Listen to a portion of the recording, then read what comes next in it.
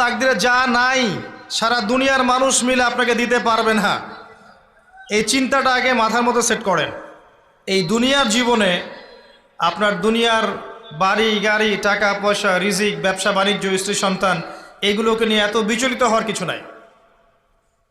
আপনার আমার তাকদিরে যা লেখা হয়েছে এর একটা দানা আপনি বেশি খেয়ে পৃথিবী থেকে যাবেন না।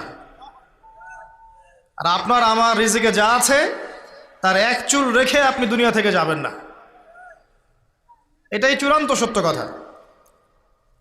আপনি ঘুষ খান আর সুদ খান আর দুর্নীতি করেন আর মানুষের সম্পদ আত্মসাৎই করেন না কেন, যতটুকু লেখা আছে আপনার তাকদিরে এর বেশি আপনি কিচ্ছু পাবেন না।